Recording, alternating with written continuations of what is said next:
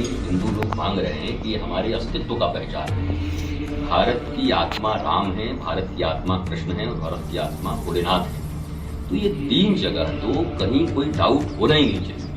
जैसे मक्का बोलते ही आपको इस्लाम याद आ जाता है, जैसे आपको वेटिकन सिटी बोलते ही क्रिश्चियनिज्म याद आ जाती है, वैसे ही दुनिया के किसी भी व्यक्ति से आप पूछो काशी, अयोध्या, मथुरा, वो बोलेंगे अच्छा हिंदुओं का वो पवित्र तीर्थ स्थल है। तो इसमें कहाँ कोई विवाद है। लेकिन मुस्लिम पक्ष कहता है कि हम 600 सालों से वहाँ पे नमाज अदा करते आए हैं, औरंगजेब ने उस मस्जिद का निर्माण कराया है, हम इतनी जल्दी खाली करने वाले नहीं।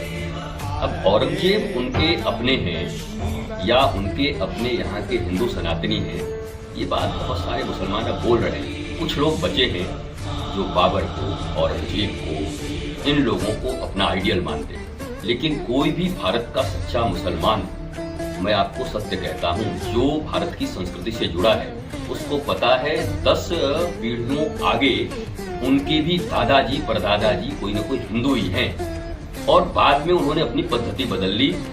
जब यहाँ पर बाबर आए, औरंगजेब आए, मुगलों का शासन आया, कुछ तो उन्होंने भयभीत किए, तलवारों के बल पर बदलवाए, कुछ को अच्छा भी लगा होगा गए उनका, मैं इनकार नहीं करता।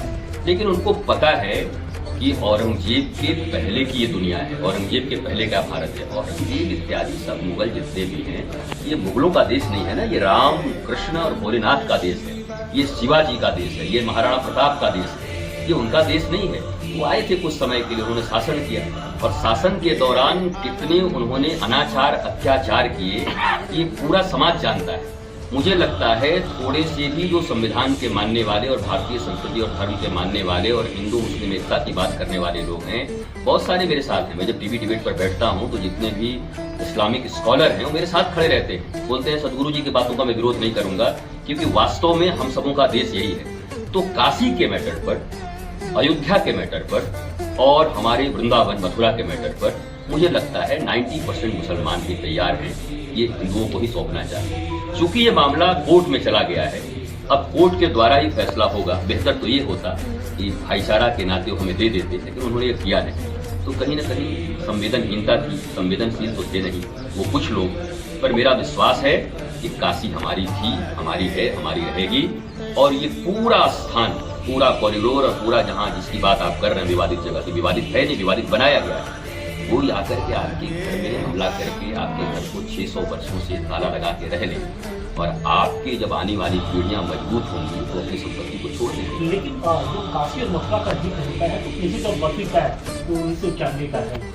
क्या भारत सरकार की एक बड़ी गलती थी और उसी बड़ी गलती को ढाल बनाकर मुस्लिम समाज आज इन दोनों जगहों का दावा करता है?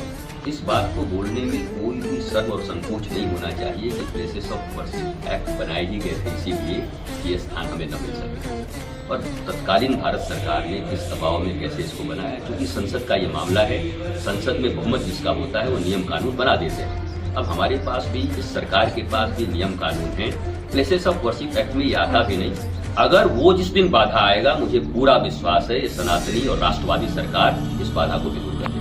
लेकिन उसी को कहते हैं कि पिछला सही बात है ये दोनों केस जो है अयोध्या का, ये काशी का हो या फिर मथुरा का। मुझे समझ में आता है राष्ट्रवादी सरकार है, राष्ट्रवादी लोग हैं, राष्ट्रवाद की भावना उफान पर है और हर एक भारतीय अब राष्ट्रवाद की भावना से भरा हुआ है। तो निश्चित तौर पर हमारे यहाँ भी बड़े बड़े लीगल एडवाइजर हैं, हमारे यहाँ भी सरकार है, वो देख रहे हैं। मैं कह रहा हूँ अगर ये एक्ट बाधा बनी तो ये एक्ट बन जाएगा, संसद में तो एक्ट बनता है। आखिर जनता चुनती है किसी सरकार को इसलिए कि हमारे मनोनुकूल ये शासन चल सके। अगर इस सरकार को सनातनी जनता ने वोट दे करके गद्दी पे बिठाया है तो निश्चित तौर पर सरकार इस बात को समझती होगी कि जो एक्ट सनातन के या हिंदुत्व के विरोध में होगा, काशी मथुरा अयोध्या के विरोध में होगा, उन एक्ट को भारत सरकार नए एक्ट से रिप्लेस भी कर सकती है। Next.